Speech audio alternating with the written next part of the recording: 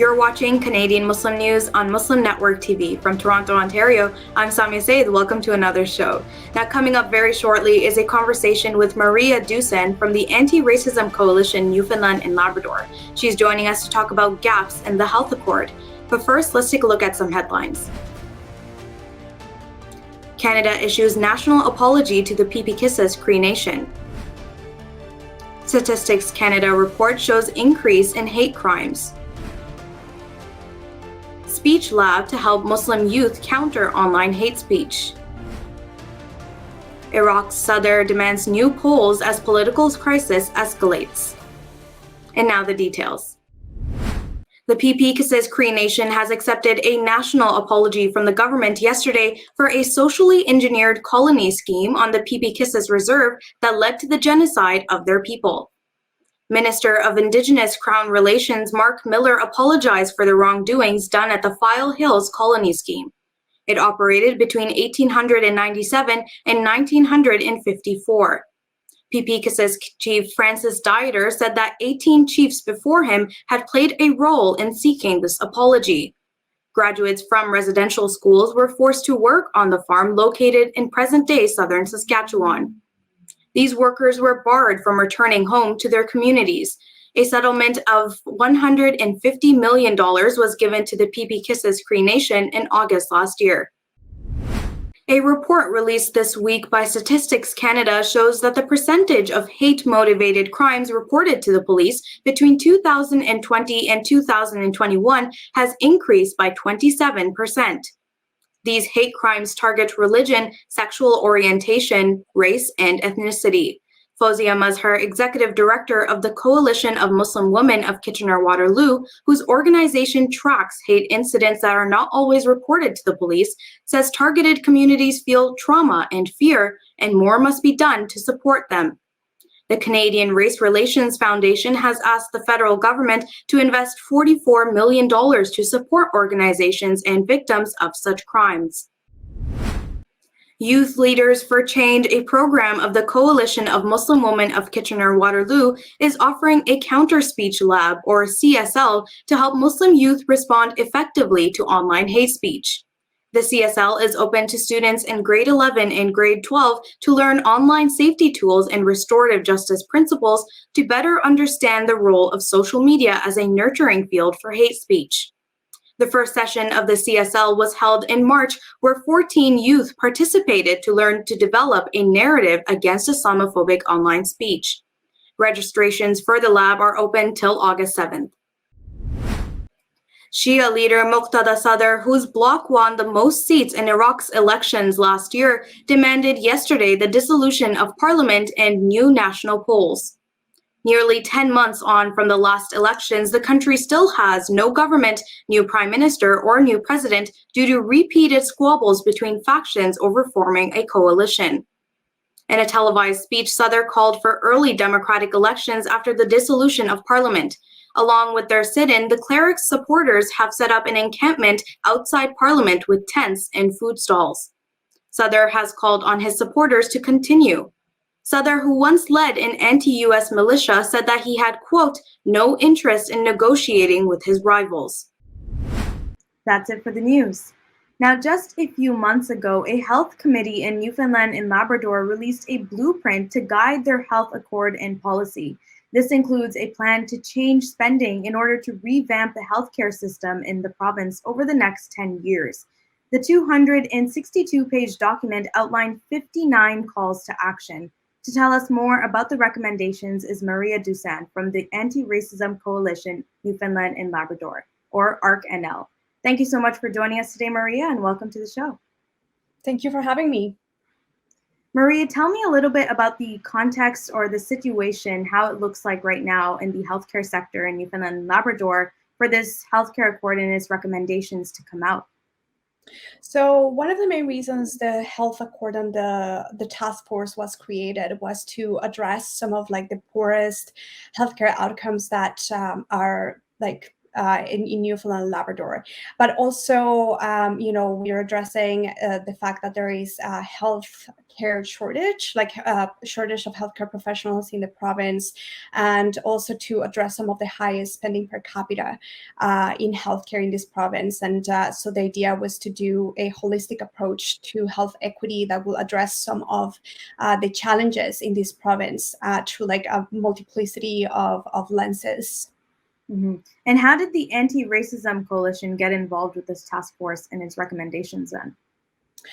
So one of the things that the task force was mandated with was to engage in public consultations with different stakeholders and members of the community in order to address some of the concerns and some of the recommendations that they were going to come up with.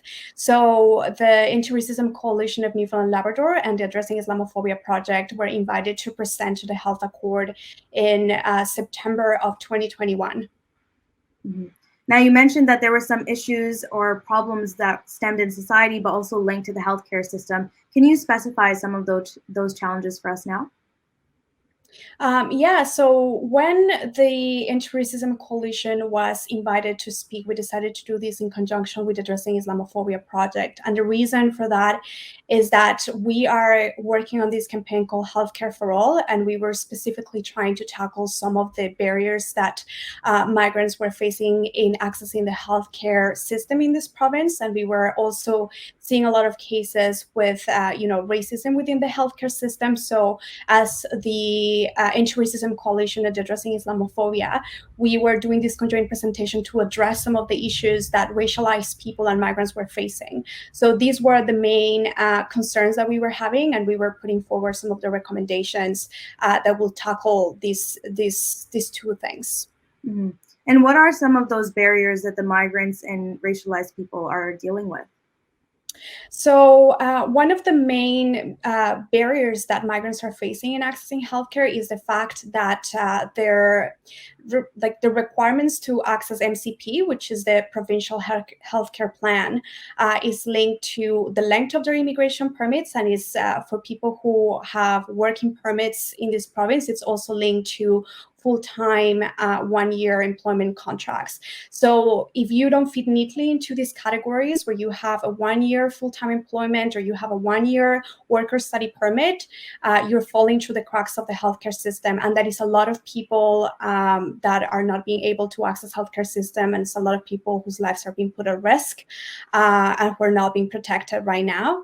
And we're also hearing from, the Addressing Islamophobia report that came out in 2019 that people are facing discrimination within the healthcare system, and that there are not good policies and frameworks to address anti-racism in all the levels of the healthcare system.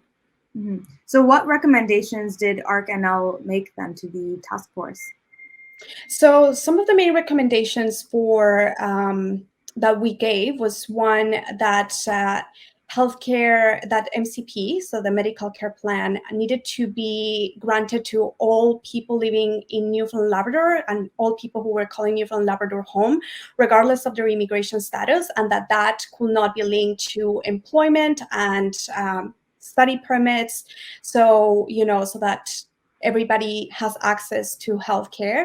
But also we were asking that anti-racist policies were developed at all levels of the healthcare system, and that those frameworks and policies were developed and implemented in collaboration with anti-racist groups in the province that have been working on this for a very long time. We were also asking, as part of our core, that data was made publicly available when it pertained to migrants and racialized people in this province, and that there was meaningful representation in research of healthcare for racialized people and migrants. Mm-hmm. Now, migrants and racialized people and immigrants are not a new concept in Canada. It's been decades old. Why do you suspect it's taking so long for the province to not only acknowledge this as a barrier or a problem now, but also try to address it? Why do you think it took so long? I think that the conversation about migrant justice in this province is new. Like there's been groups that have been advocating for anti-racism for years now, but as the anti-racism coalition of Newfoundland Labrador started having conversations about how migrant justice look in this province and some of the barriers that migrants were having in accessing some essential services. Some of the things that started to come up is a lot of people started to talk about their lack of access to healthcare and how that was compromising their ability to really find stability and security in Newfoundland and Labrador. So part of it is that the conversation is new, but also there's being a real culture of denial. Since we started working in the Healthcare for All campaign 2 years ago, we have talked to the Minister of Health, and the former Minister of Health, has repeatedly denied that there is any problem or there's any systemic barriers within the healthcare system of this province. So it has been a continuous dialogue for governments to recognize the many barriers that migrants are facing in accessing healthcare in this province. So it's I think it's those two things. It's the conversation is new, but also there's a lot of denial that there are significant barriers for people to access healthcare. Mm-hmm. Now, when we had Sister Sylvia join us previously from ARC-NL, she mentioned how Newfoundland seems to be a little bit hesitant, maybe even very much so slow in terms of acting on anti-racism policies or measures. And as you said now, this is something that's new, has just come about now. How successful do you think this will be in the future? Do you think that much will come out of these discussions that they are having?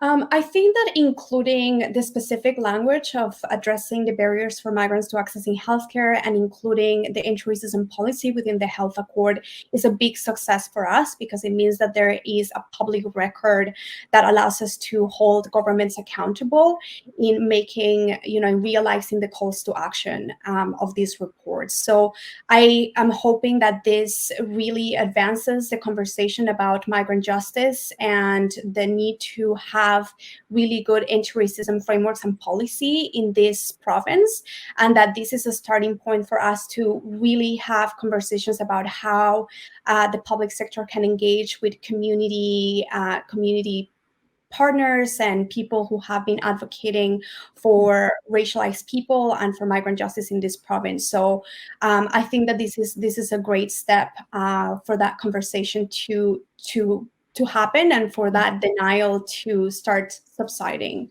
Mm-hmm. Acknowledgement seems to be the first step, and that's great that it's being acted upon now. Now, the healthcare sector is known almost always to be very constrained on its budget. With all of these recommendations and changes, I think it was proposed to be over $500 million of changes. Do you think the province has enough money, or where do you think this money will come from to implement these changes? So I'm not entirely sure about how the budget of the health accord is being proposed, or what are the financial constraints that they're working with, what is the financial envelope of it. But what I know is that it's all about priorities and really prioritizing the safety and the integrity of the healthcare of people in this province, and to really protecting the people that need to be protected. So I think that needs to be a priority, and they need to really invest on social security and on healthcare for this province to be able to thrive, and for people to be able to build stable lives in this province. So I don't know whether it's within the fiscal capacity, but it must be in the fiscal capacity. It must be put into the agenda as a priority. Mm-hmm. Well, thank you so much for joining us, Maria, and telling us a little bit more about the task force and the recommendations. It was a pleasure to have you. Thank you so much for having me. It was a pleasure talking to you. You are watching Canadian Muslim News on Muslim Network TV. That's it from our Toronto studios tonight. Make sure to like, share, and subscribe to our channel for more Canadian Muslim content. Stay safe, and until next time.